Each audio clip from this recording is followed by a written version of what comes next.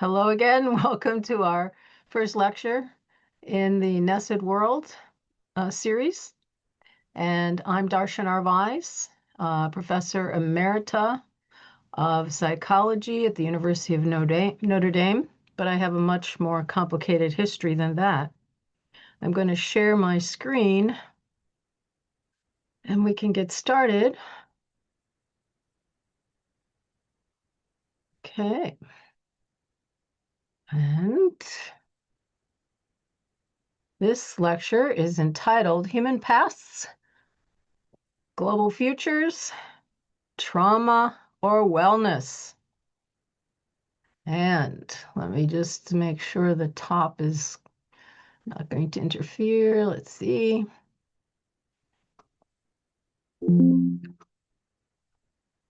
Okay, well, I'm so glad that you're with us. This is a adventure. Actually, it's my life adventure.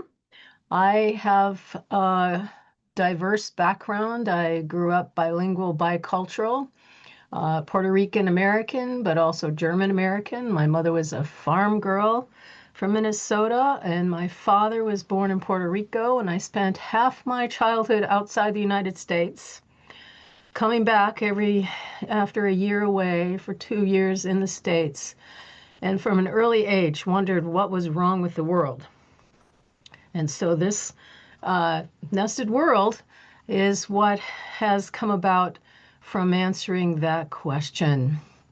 So I was also, I should say, a music teacher, a Spanish teacher, a seminarian, a business owner teaching Spanish using super learning. So I have a lot of different experiences. Plus, after I got my PhD, looked into all sorts of sciences and the research and have come up then with what I'm going to tell you today. Very exciting that you're here to share. The overall goals of this program are to increase awareness, and that's the focus today. But over the course of the lectures, to build nesting know-how, to build resilience for the uncertainty that we face, and to nest yourself and actualize, self-actualize and community actualize so that we can return to being fully human. So to raise awareness, what does that mean? What kind of awareness? Well, I'm talking about human evolution and human pathways. We kind of forgot our pathway of our successful species and what evolution really was for us. And we forgot also about basic needs and how important they are to fulfill, especially in childhood, but throughout life. And these things affect our resulting worldviews and the way we live. That's what we need to look at today to get the baselines for who we are as a species and what our potential is. And over time, then through the lecture series and other activities, we build know-how for re-nesting yourself, how to follow evolution's wellness pathway, how to meet basic needs, identify what they are, right? And then meet them in your own life, in your children's life, in the lives of those around you, and develop a biological intelligence, a biointelligence, which we've largely neglected for hundreds of years. And then to shift worldview to the kinship worldview instead of the dominant worldview that dominates us today. And we want to develop embodied know-how, not just an intellectual understanding of things, but how to do it, how to be it. We want to build resilience as we go through this because it's hard. We need to get comfortable with uncertainty and understand that we are entangled with mystery. It's not all figured out, and there's no way to know everything. Life is complex. And we want flexible attunement to learn that intelligent way of being in a world that is alive and sentient, and then learn how to be relationally responsive in an egalitarian way. And all this takes some humility. because we don't know everything and we need lots of guidance and mentors and mentoring. So you should expect along the way feelings to come up of shame, of grief, of anger, because things didn't go the way they were supposed to for any of us today. And there'll be resistance too. It's like, oh, it can't be true, right? Nah, I don't believe it. That kind of resistance, right? And rationalizations. Oh, well, I'm fine. I didn't have that. And then I'm fine, aren't I? So look for those feelings and reactions. And so let's start with some awareness of our baselines as a species. Our species' normal baseline, our pre-conquest peoples. 99% of our genus history was spent in small band hunter-gatherer societies, hunter-gatherer civilization. These folks are foragers with few possessions.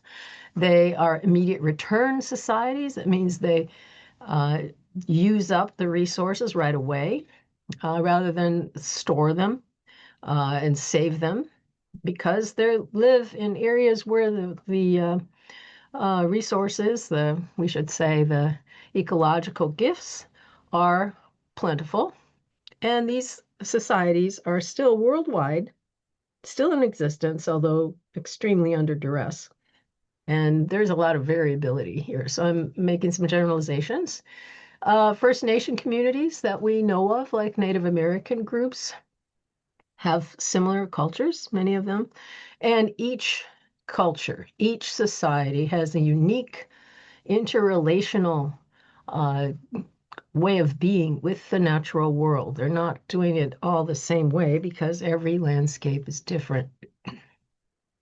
In our 99%, then, people live in a companionship lifestyle. That means their emphasis is on social well-being, on being peaceable, living sustainably, meaning you live with all the living beings in mind that are in your ecological community. Social life is multiple ages and lots of social play going on with multiple ages. There's no central authority, no formal leaders. Instead, they are fiercely egalitarian in their democratic way of being. They have high individual autonomy. That means if you don't feel like going to gather food today with a group, that's all right. Or hunting, right? And you might leave this group and join another. Every day the number of people or the specific people in a group is different. So lots of fluid group boundaries, and there's no strong out-group bias. About 10% of the group are family, the rest are friends, acquaintances. And there's high solidarity then with human beings in general and with non-human beings. So our baselines for our species' normal behavior are cooperation, where they lived in much more complex democratic ways of being than we have today. We have a lot of top-down, people tell us what to do. That's not what happened in our species normal setting.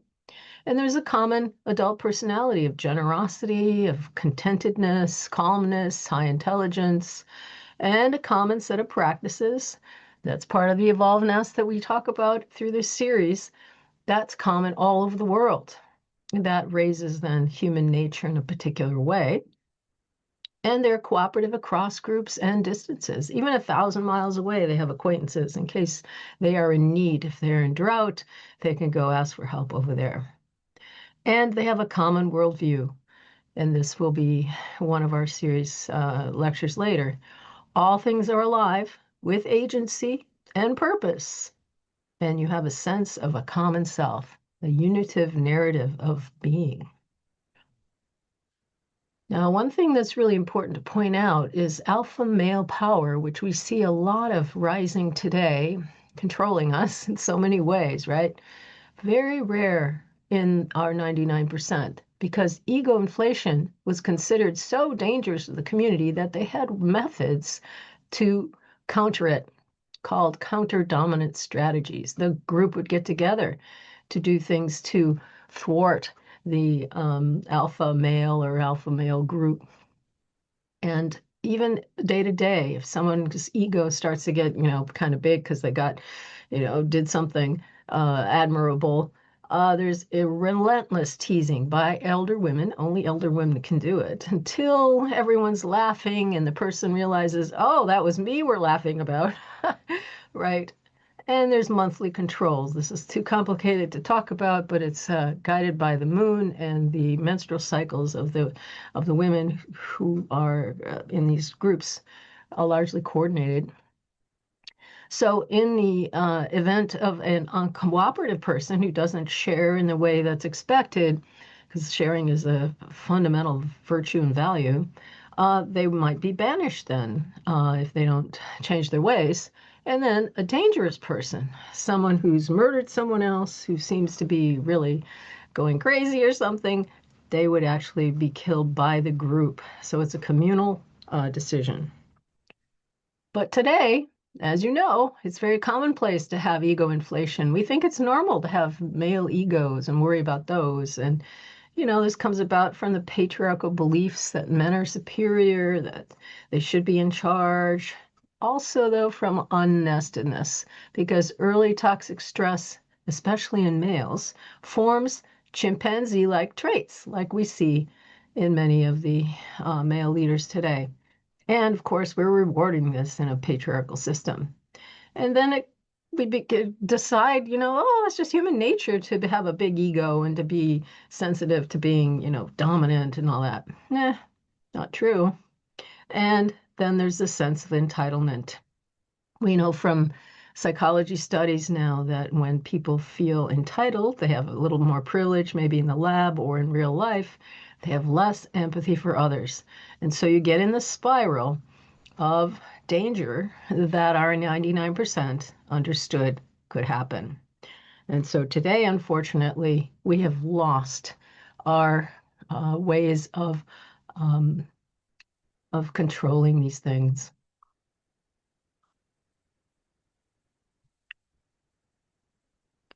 Yeah, I'm trying to. All right. So throughout history, then, also these rigid hierarchical societies that have had been patriarchal collapse from the ultra rich consuming all the resources. And unfortunately, we're on that trajectory today. Now, this is a way to look at our 2 million years of history. You can see that we've been around, and most of the time we've lived in cultures of cooperative companionship, all very different depending on where they are in the world. And it's only in the last 10,000 years that we have been embedded in cultures of competitive detachment. These are very contrasting ways of being, as you're going to learn more about now. And so really, what's going to happen now is worlds collide. So take a deep breath, because you're going to see that everything you think is normal for ways of being and what humans are like actually are not, right? They're not species normal. So we, in fact, are colonized. We are conquered. We are dominated. We are post-conquest people. Post-conquest means that personal knowledge and deep connection to life have been impaired. They've been replaced with disconnection from life, from self, from spirit, and by belief systems that authorities tell us, right? We follow external controls, what they tell us, what they want us to do, instead of our own internal compass that we're born with, that orients us towards well-being and cooperation with all life. And there's all this nestedness and unnestedness. It's all related here, right? So we forgot. We got caught. So now we have human ill-being spreading throughout the world through globalization. And before that, of course, colonization. And the United States is the leader in ill-being. All sorts of increased illness, mental and violence, and drug addiction, suicide, shrinking lifespans. And everyone under age, what is it now, 65, are at health disadvantage compared to 16 other advanced nations. Now, it doesn't matter what socioeconomic status you're in, how wealthy you are or not, everyone. And child well-being is near the bottom, and our empathy is decreasing, narcissism, insecure attachment rising, and all sorts of other problems, right? And unfortunately, because we forgot how to be alive on the planet with a living planet, the efforts to ameliorate problems often exacerbate the issues. And so we have a planet that's increasingly devastated, massive toxification of water, air, soil, and food chains. So breathe deeply here, right? Degradation of the atmosphere, global warming, which is leading to climate breakdown all over, right? Instead of 100-year floods, we're having them every couple years, for example. And then the death of birth. We are extinguishing millions of species who will never exist again because we have degraded their habitats, we've murdered them, and we've neglected their well-being. So humanity is the only species that is destroying its habitat. 65 million years ago, we had the asteroid hit the planet and destroy many habitats, including the dinosaurs' habitats, right? And now we're doing it to the planet. So the grim prognosis for life on the planet is the consequence of a few centuries of forgetting what traditional societies knew and the surviving ones still recognize. This must be one of our highest values, or we are all doomed. Okay, yeah, bad news, right? So breathe deeply. We are not doomed, really, if we learn how to be, again, our full humanity. So how is it that the original worldview and the life ways that accompany it, how did they degrade? Oh, well, it happened over thousands of years, off and on in different ways. It's a shift away from the cooperative companionship that I talked about earlier over the last 10,000 years or so, which is only 1% of our existence. So what happened? We started to dominate plants and animals. We stopped treating them as persons, as agents, as persons with their own purpose. We started to settle instead of being nomadic, and that started to lose our various capacities we had less experience with, and then we developed fear of nature instead of cooperation. And then monoagriculture, raising grains in particular, rice, created lootable resources because you store them. You start to hoard them, right? And then you start to have inequality, hierarchy. The people who had more had more privilege, patriarchy, because the men wanted to know who their children were. Before that, didn't matter. The village raised the children. But with patriarchy, you want to know so you can pass on your goods to your offspring. And then there's forced labor, which hierarchy does. And with the diet change from eating lots of protein as hunter-gatherers to eating lots of carbohydrates, grains and such, you're going to have more children because women are fatter, and that leads to, and they menstruate more often, and so they're going to have more children. When women lost status, because they're not gathering anymore, half the calories of the community, but having children and staying with the children, because that's what patriarchy wants you to do, control the women into their own spaces. And then there's a loss of community healing rituals. So people just got caught in dominance. So there's unhealed trauma then that was started. Baby raising degrades. You stress the baby. We talk about that later. You're going to have a traumatized body, neurobiology. It doesn't grow in the species normal way, especially right hemisphere, the right brain, which is supposed to develop in the early years more rapidly. And then you end up using more of your left brain as you grow, which is the narrow ego consciousness we think is what humans are about. And people are dysregulated. They're uncooperative because they didn't get their needs met. And then they look, like, oh, they must be evil. This fallen, fallen human nature, right? And you explain it away as if what you see is normal.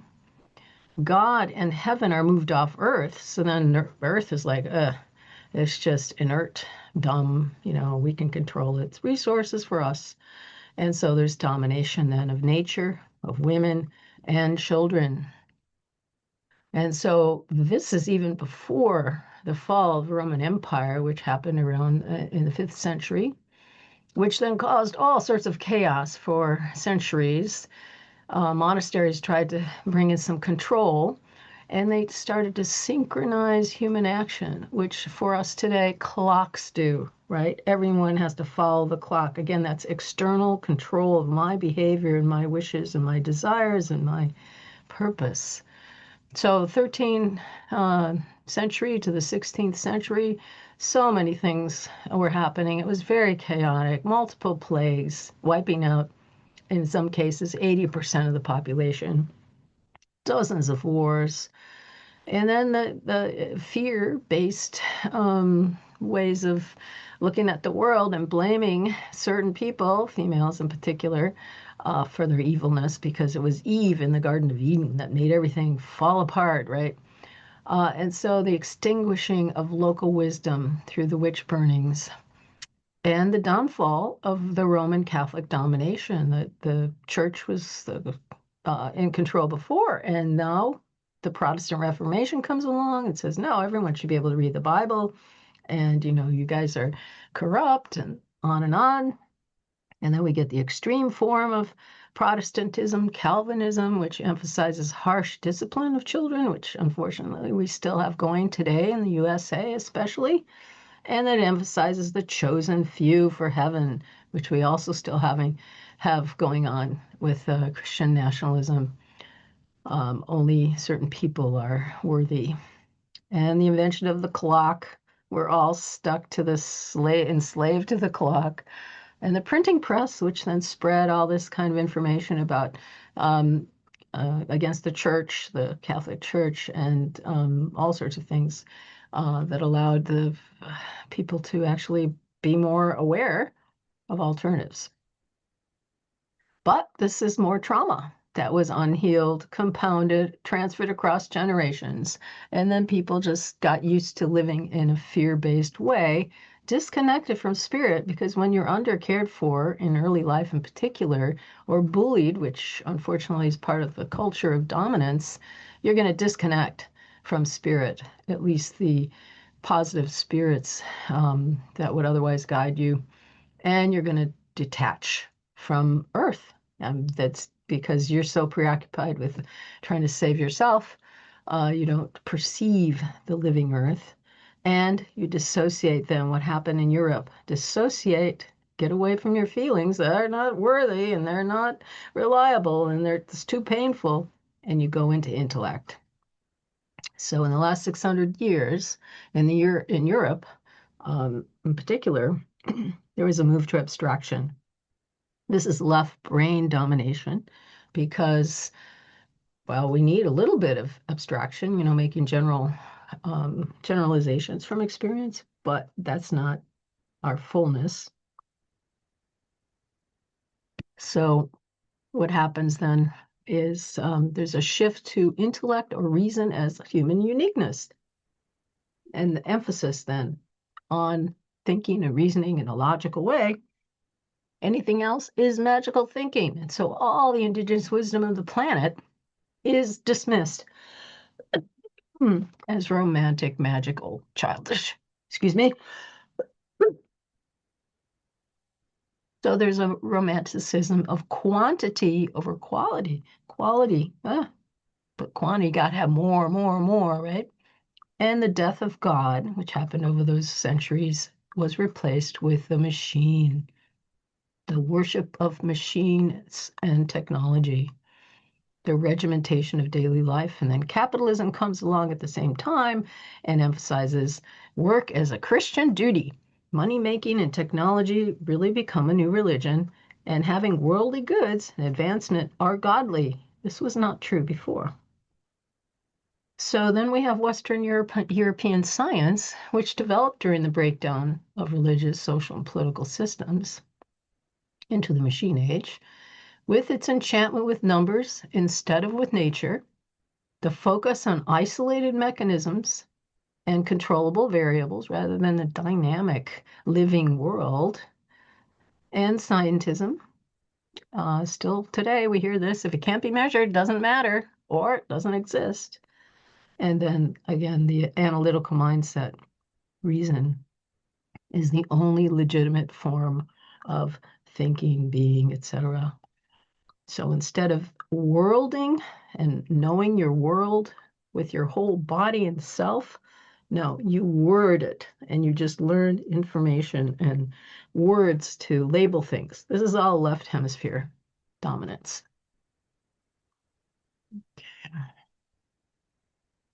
Now, on the right side is going to be what you're familiar with, and on the left side is what used to happen. This is in the last few thousand years, the shift. So in the last 600 years, enclosures. That means taking the public lands and privatizing them. So the aristocracy took them in England first, and that means all the forests, the marshes, which were sources of food and building materials and firewood and hunting, were no longer available to everybody. And so it became subject to purchase and sale. Anything without property titles were called wastelands. This view was brought to the New World. So Native Americans, of course, didn't have property titles. And so their lands could be taken because they were just wastelands, right? And once you have a title, then you do something with the property, and then you actually have control. It's no longer a wasteland. If you just let it be, it's a wasteland. Fictional commodities, then, these are made up. They made up that land and labor were assigned prices, and the shift from subsistence, living for and creating things to live, was shifted to production for exchange, to sell to someone else something that you're not using, right? And this is what's the world economic groups emphasize for all the countries of the world, that you have to create goods to ship abroad, and then locally people can be starving. So this is called the Great Transformation by Karl Polanyi. It's a revolution of the rich against the poor. Now, before that, people lived in relational economics based on reciprocity, mutual exchange, redistribution, householding, where you focus on what the household needs to be produced and to live. And there's a constant creation and recreation of social bonds through gifts, marriages, and just being sociable. And there was custom, law, magic, and religion that guided all these practices. Lands and resources were held in common. And it just sounds so strange to us, doesn't it? And then again, on the right side, criminalization of debt came about. David Graeber says the imprecise, informal community building indebtedness of human economies, which is on the left side over here, is replaced by mathematically precise, firmly enforced debts through the introduction of violence, usually state-sponsored violence in some form of military police. Instead, on the left side here, this has been the common practice for virtually all of our genus history, is gifting. And you give and you have, it reinforces communal ties. And everyone's a lender and a borrower when you have things to give or borrow, and so on. So what's happened then with the Great Transformation, this European revolution of the rich against the poor, means that commoners could no longer freely grow and harvest their own food, draw water, hunt wild game. Production and governance were separated instead of just being integrated in the community. And all the commoners used to participate in both, but no longer. So we end up developing great economic inequality, losing social solidarity and identity, disenchanting the rest of the world and natural world. All sorts of ecological abuses become normalized. There's erosion then of self-governance, dissolution of communities, hunger, famine, poverty, political turmoil, massive social dislocation, and thereby massive migrations in search of jobs and food. And so they come, of course, to the New World and across continents. So unhealed trauma is migrating. It's transferred then across continents. You have a loss of heart mind because you're just trying to survive. And you're detached then from sentient nature. You want to control it because that's the thing to do is you got to plant, you got to cut down all the forests and plant some some grain. And you're disconnected then from your relational responsibility to the rest of life. So then you get stuck in pre-human survival systems that are about domination. And that's where we are. In the settlement of the New World, people, well, the disruptions in England and elsewhere, people became migratory, nomadic, lacking in self-respect and discipline, crude, callous beings. They're scared. They're scared to death, right? And they're trying to survive, and they're doing what they think is needed to survive. So all sorts of charters come about, the precursors of corporations, and then they work with the governments, and they have monopolies, and they act on the government's behalf, and then they take over, right, trade routes, and so on. And then the corporations come about in the late 1700s, and this means that they have the capacity of acting as an individual and with no risk to those individuals. And they take and grant property. They just grab it around the world, right? And so we have another example of the doctrine of discovery that was the papal bull put out in 1493, that any land not inhabited by Christians was available to be discovered, claimed, and exploited by Christian rulers, and declared that the Catholic faith and the Christian religion be exalted and be everywhere increased and spread, that the health of souls be cared for, and that barbarous nations be overthrown and brought to faith itself. So this has been still the basis of all European claims in the Americas, as well as the foundation for the USA, the Western expansion. So absolute rights just grabbed, right? And so then we have manifest destiny in the USA, taking the commons from native peoples across the New World. And this is a painting about that called American Progress. And so progress, this idea that still we hear about all the time, connects with achievement, development, expansion. We're going to go to Mars now, right? So these are all things that are very counter species normal. So trauma has extended then worldwide, compounding further complex PTSD. Trauma-inducing child raising is presumed normal, good. And following abstract ideals, someone told you this was true, or you read it in a book, must be right, because you don't have personal knowledge. And then coercion and cruelty come about because you're following these ideals. But you're innocent. I didn't do anything wrong, right? That's pretty much the USA way of feeling about their empire. So, and the British too. So there's a worldwide colonization of lands, peoples, bodies, and minds.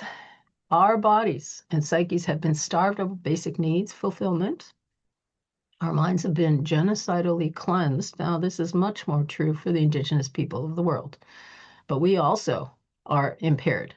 Cultural diversity is disabled because it's too scary. When you're operating from the survival systems, you want everything to be the same, predictable, because you don't have the skills to be attuned and flexible.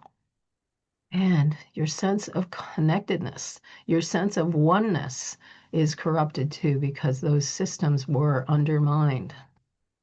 So in modernity, coloniality, we have conquest, expropriation, taking other people's stuff, extracting as much as you can, the products to make money from them, exploiting enslaving people still happening, militarization to keep control in the hands of the powerful, dispossessing people's lands, capacities, and you end up with destitution, lots of poor, stressed out, ill people, genocides going on still, ecocides, where you just wreck an ecology for the purpose of extracting some resource, unsustainability, obviously, as we saw earlier. But at the same time, there's this illusion of benevolence that, oh, look, there's less poverty in the world now. Aren't we great? Yeah, you've taken over hunter-gatherer communities and put them on a wage. And now you say, oh, we decreased poverty. Actually, the opposite's happening because you've decreased ecological wealth, decreased social wealth. But still, the modern world, dominant culture says, oh, we're the greatest thing, right? Whereas all the massive destruction occurring is hidden. And it continues even in societies that have won their independence from an empire. There's still the British Empire settled or put up schools all over the world in its former colonies so that they would still follow the Western way of being. So with emphasis on logic, on their law, on language, right? That's very left brain dominant, a westernized schooling so that you become more like us. And you're wording, putting things into words instead of actually living and worlding life. And the global structures, of course, are set up to promote the dominance of the global north over the global south. And we have oligarchy. The billionaires are controlling us in so many ways, right? So that's where we are. And we just don't realize that it's the shifted baseline. Notice now that this is 1990, the old growth forests in the United States. There's now fewer, right, even than this. But look at when the Europeans first started coming to the area called the United States. Look at how forested it was. And they cut down all those trees, killed the animals, right? Destroyed habitats. But we don't realize that, right? We don't realize that we've been on this death march for so long. And we still are. So we have to figure out how to get off. So what's happened is colonialism, capitalism, and neoliberalism turn upside down morality, right? They shift vices into virtues and they reward them for dishonesty, greed, envy, lust, pettiness, vulgarity, cruelty, and creating vast inequalities and well-being. That's just the way it is. That's collateral damage for progress, right? We are haunted by the colonial ghost theories. Now, all these things that you probably think are just, yeah, isn't this true? This is what the British Empire planted all over the world, white supremacy. That European-rooted ways of being and viewing the world are better. Individualism, good people stand on their own 2 feet and make their own decisions. Anthropocentrism, which is anti-ecology. Human welfare should be put above the welfare of all others. If you don't control nature, it's going to control you. Intellectualism, people who are not literate are ignorant and should be ignored, right? Capitalism, economic wealth should be a first priority. Hierarchicalism, the non-wealthy should work hard for economic wealth, even though the wealthy don't have to. And coercion, only those who work should eat. These are all contrary to our species' natural instincts. And that's why you need to have systems of policing, militarism to keep people in line, and punishing and spanking, all the things to make sure that you learn these theories. At the same time, even worse, we are susceptible to contagious wetico or wetiko. It's psychic cannibalism. So this is Jack Forbes. For several thousand years, Human beings have suffered from a plague, a disease worse than leprosy, a sickness worse than malaria, a malady much more terrible than smallpox, the disease of aggression against other living things, and, more precisely, the disease of the consuming of other creatures' lives and possessions. Whew, it's a modern world, isn't it? It's a fever that American Indians have long identified in people, an evil spirit, like gold fever that leads to ruthlessness and insatiable consumption. Imperialists, rapists, and exploiters are not just people who have strayed down a wrong path. They are insane, unclean in the true sense of the word. They are mentally ill, and tragically, the form of the soul sickness that they carry is catching. So we're really off kilter here, right? The whole world is gone in a pathway that is destructive for all of us. So then what is civilization? The standard answer is it's an advanced state of intellectual, cultural, material development marked by progress in the arts and sciences, the extensive use of record keeping and including writing, and the appearance of complex political and social institutions, which actually are less complex than small band hunter-gatherer communities in their socio-political interactions. But more realistic definitions based on historical observations are these: a catastrophe created when a human culture practices full-time agriculture, causing their populations to spiral into a cycle of exponential growth, social hierarchy, soil depletion, genocidal expansion that leads to an eventual collapse of ecosystems, biological diversity, and culture. Or, more briefly, a slow, reversible, and messy shift towards social relations built on dominance hierarchies. That means we become more like chimpanzees, or the stereotype chimpanzees. That's not humanity. Clashing baselines then lead to muddled thinking of received views, what we're told and taught, right? A human past, oh, it's selfish, violent, and aggressive. There was war from the beginning, right? No. There's nothing to fight about. No possessions. Morality, we're better now. Really? Intelligence, we're better now. Well, you can think in logical ways and write and all that, but so much is missing. Early experience, it's reversible, right? Or it's doesn't matter what happens to children. You can fix it later. Really? Depends. Temperament, oh, it's genetic. They're just born that way. No. It's epigenetic experience turns genes on or off. And there's so many sensitive periods for that. How about human superiority? We're the pinnacle of creation or evolution. Woo-hoo. Nah. Native Americans and science tells us we're pretty young. Bosses have been around for 400 million years. We have much to learn from other agents, other sentient beings on the planet. All right, enough bad news, right? Take another deep breath. I'm going to take some water. So nested world theory focuses on how human nature is shaped rather than taking it as a given. So our dominant culture says, oh, human nature is just that way. You got to control it. You got to punish it. You got to do all this stuff, right? No, that's because they forgot that human nature is shaped by early experience and during sensitive periods throughout life.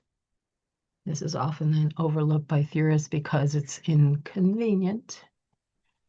So right now we're on the trauma-inducing pathway, the cycle of competitive detachment.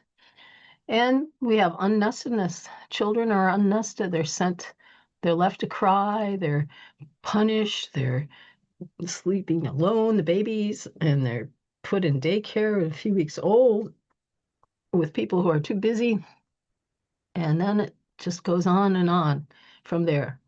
Communities are not meeting the basic needs of children.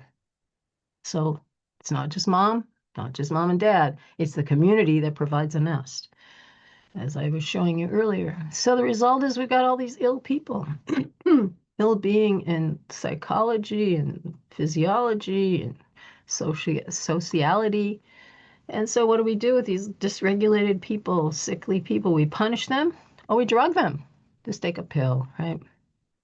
And so what we have then is a heart-spirit lockdown in the individuals and in the communities from this toxic stress that keeps going on, and a lack of know-how for how to live well, how to have holistic, compassionate, regenerative lives.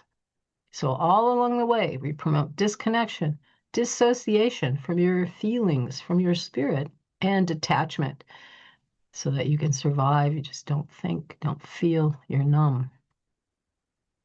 So the decline of nurturing is a central feature of our problems, I suppose. And so what happened? Adults got busy, right, with all this work they had to do to raise the plants, right, or herd the animals. They got busy with other things, and they mostly were forced into becoming less and less nurturing to children, which we now think is normal in the global north. Global south and indigenous communities do not think that's normal. They cannot believe what we do to children. And over time, the undercare of children has led to dysregulated people. And then this increasing disorder in society is, in the nested world theory, related to a lack of evolved nest and the distressed adults it produces, which keeps the cycle going on and on because those adults have a hard time being nurturing. But instead of returning to million-year-old practices, societies reacted to symptoms with punishments and other sanctions instead of realizing, oh, we had some hand in making this come about. Such societies, mostly global north, began to believe that selfishness and aggression are central parts of being human. This is an incredible belief system to members of communities that still nest their children. So with nested care, you have a stable neurobiology, your stress response works well, it doesn't get overreactive, your vagus nerve is keeping all you healthy in all your major systems, your oxytocin system makes you like cuddling and all that, and you have a sense of self-security and confidence, you feel connected to people, to non-humans, to Earth, and you're cooperative, because it all builds. Whereas what we have today in the dominant culture promotes instability, insecurity, disconnection, and then you hang on for dear life to domination. Because what else do you have? Either win and you're one up or you're one down because you don't know how to be flexible and egalitarian. So we're on this trauma-inducing pathway, which is recent, as I pointed out, a cycle of competitive detachment. It really represents extreme social poverty, where we undercare for the young, we're developmentally inappropriate in our child raising because we don't know any better, right? Or the authorities told us to do this because we don't have personal knowledge, and we're dysregulated then in some way or another, and everyone's a little different, right? Depending on when the stress and the trauma occurred, but we all feel a little insecure and like there's not enough. There's not enough scarcity, right? I have to grab what I can. And we become traumatized, threat reactive, and that shifts how you think, your perception shifts, that we know that from the blood flow, right? And you become quite limited in your social moral capacities, us against them, right? Exclusionary, and you're not very well. And so you're going to keep that trauma-inducing culture going because you don't know any better, right? It's the shifted baseline. Oh, this is just the way it is. So adults are very distressed, overwhelmed, neglectful, control, over, under, nurturing, etc. So what's been forgotten? What do sustainable indigenous societies have to teach the modern world? All right, well, let's just clarify what we mean by indigenous. So one way, and the way I'm using it, is indigenous to earthlings. We are earthlings, and so are the wolves and the elephants and the oak trees. We are all indigenous, and there are ways to be earthlings that are supportive of one another, that are oriented to mutual care, which are the common ways of being on Earth. Then there's the indigenous worldview, which is cosmology in action, how you just approach the world, which is also, excuse me, which is also related to how you're raised. And you'll have a special session about that later. And then there's place thought, traditional ecological knowledge, and we're not doing that. That is specifically special and is related to being in a specific place.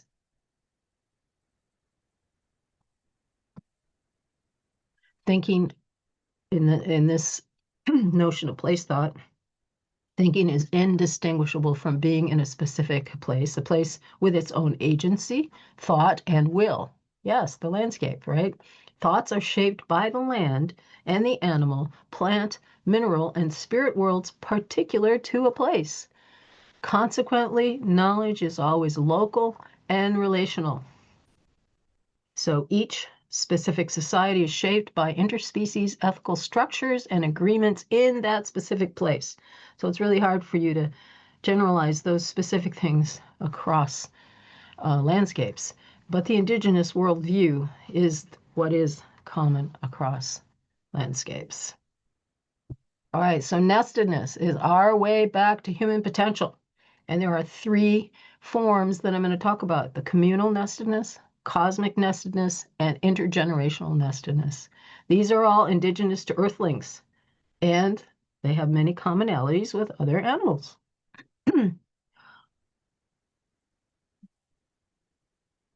All right, our evolved communal nest is for all ages. These are the 9 components that my lab and I have been studying and writing about and gathering data about. And this is our species normal way of raising the young that's found all over the world in small band hunter-gatherers and many traditional societies. These are what we're going to focus on in the lectures. These are one of the evolved nest is one of many inheritances beyond genes. We inherit lots of stuff, but the focus has been on genes because you can measure that more easily. And most of these characteristics are over 75 million years old. They're provisioned by a community. They really represent love in action. They're wellness-informed immersion. This is how you build a healthy, happy, intelligent person.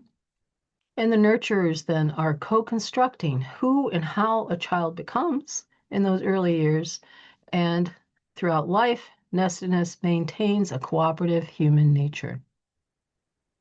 The communal evolved nest then provides, shapes, and maintains biology of love rather than the biology of fear I was talking about earlier that the dominant culture encourages, because then you can control people. If you make them scared, they will submit.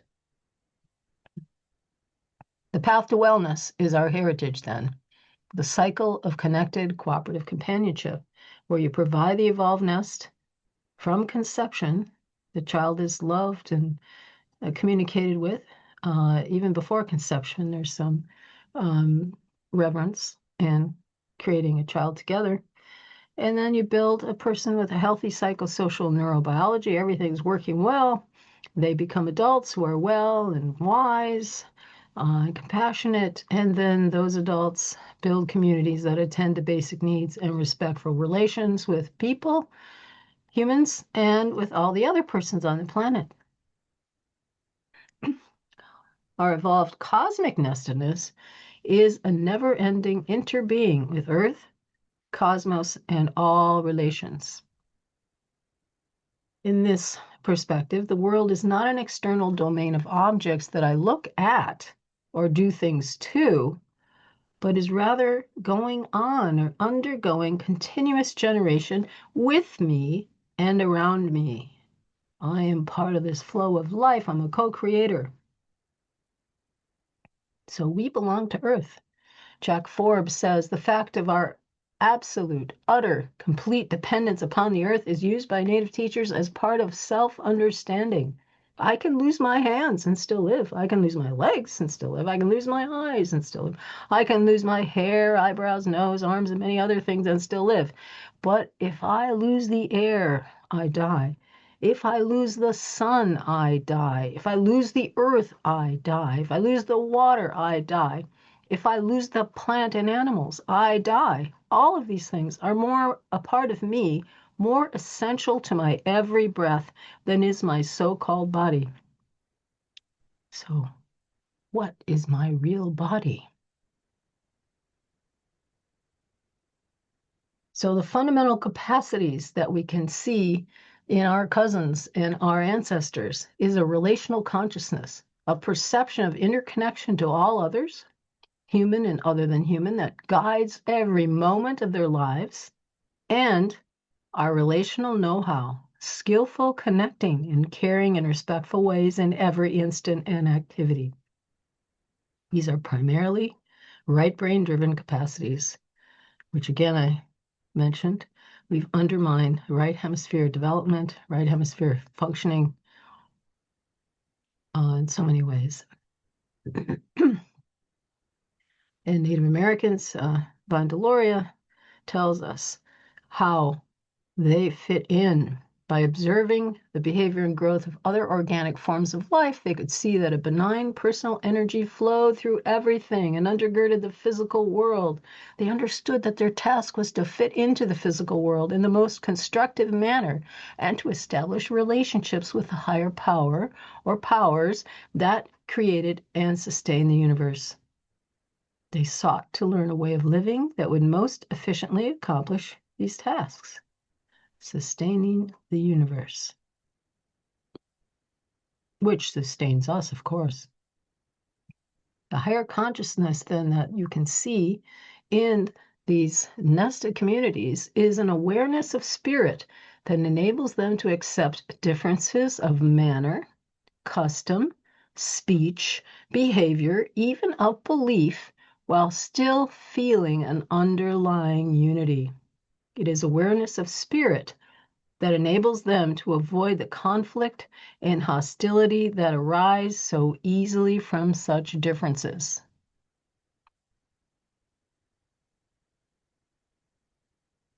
Then the third type of nestedness I'm discussing today is our evolved intergenerational nestedness. This includes the immersion in human, but also non-human communities across time and space. It's about honoring ancestors and future generations, human and non-human. So to honor the ancestors of the trees and the animals and the soil, to honor future generations by making sure to maintain the well-being of all those entities, as well as our own human communities. We're aiming here for cultural perpetuity. Panpsychism, which is also known as animism, is the view that all beings, not just humans, engage with the world and with each other as selves. That is, as beings that have a point of view. In the Umwelt, the worldview of each creature differs based on capabilities. So we can't see, ultraviolet light. Other creatures can. We don't hear very low sounds, but elephants can, and so on. So each creature has a gift, has capacities, and to be panpsychic is to honor those. So again, another way to say it is the world is full of persons, only some of whom are human. Life is lived in relationship with others. So personal knowledge, which I mentioned a few times, is perception gained from using the entire body of our senses in direct participation with the natural world. Among San Bushmen, everyone learns through experience rather than through explicit instruction. That's kind of weird. We think it's normal for adults to tell children things and, that's how they learn. No, it's through experience. They observe and they pitch in. They observe, pitch in. So what experience is what's needed to survive and live well. Everyone has access to living and learning. what needs to be learned for living well. Each generation discovers egalitarian ethics through experience, not being told how to be democratic, through experience. Gathering and hunting through animal tracking were the first sciences. So we've always been scientists, right? But not in that narrow way, but in a holistic way. Relational ethics, then, is what we're about. The Inuit have a term called sila, which is also what Gaia refers to. It's a term for Earth as an interdependent, intelligent, living entity. And the Inuit say, the greatest peril of life lies in the fact that human food consists entirely of souls. Ah, doesn't that strike you? The moral dilemma, then, of taking souls is addressed through respectful rituals of reciprocity, gratitude, and forgiveness. So I'm going to invite you now to deep nestedness and relational ethics. We'd like you to join the Nested World story. This is a wellness-informed story rather than the trauma-informed only. And we want to return to a sacred life and living Earth story. Our wellness-promoting pathway, centralized child and maternal well-being. It's a sacred responsibility. The community meets basic needs through the Evolved Nest, promotes health and thriving, fosters heart-minded individuals and communities, and a kinship worldview. And individuals and communities know how to maintain a compassionate, regenerative lifestyle. So it's a dynamic process, maintaining connectedness all the time. It's always shifting. It's not rigid, static. It's flowing. So the Nested World invitation to you is to come back to Earth, to connection, to feeling. Even though it can be hard to feel the pain and the grief, but you can get through that and find the joy at the other end. Re-nest yourself and those around you. You and your unique gifts, everyone has a unique gift, are needed for planetary well-being. We are in this together and we need you. So the healing pathway ahead is to go through each of these components of the Evolved Nest. We will highlight or spotlight different aspects, but there probably are more aspects we could do, but we'll give you a taste. And we'll pique your heart imagination for self-healing. Are you ready? Enter the doorway of change through the will. A person must decide to take the journey to be different from whom they are now. Guides and teachers and protectors will appear. No test will be given that the traveler doesn't have the strength to meet. The only source of possible failure is the traveler's failure to hear and follow the teachings. But you can always pick them up later if that happens. So homework now, watch the Breaking the Cycle film. You just Google Breaking the Cycle film. .org. You need that film at the end. And after you watch it, draw a large circle, and inside it, draw or doodle your feelings and your hopes. You want to process things with your whole brain and consider the discussion questions at the film's website. We have tools at evolvednest.org, kindredmedia.org, lots of information, a lot of guidance.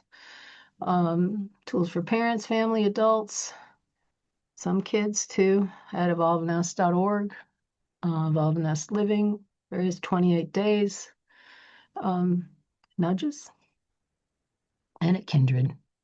Kindred World is providing deeply needed direction for how to nurture whole human beings. So please join us. And our forthcoming nestedworld.org website will be launched pretty soon. And that will have lots of good stuff for you too, including the Nesting Ambassador Program for the public. Thanks.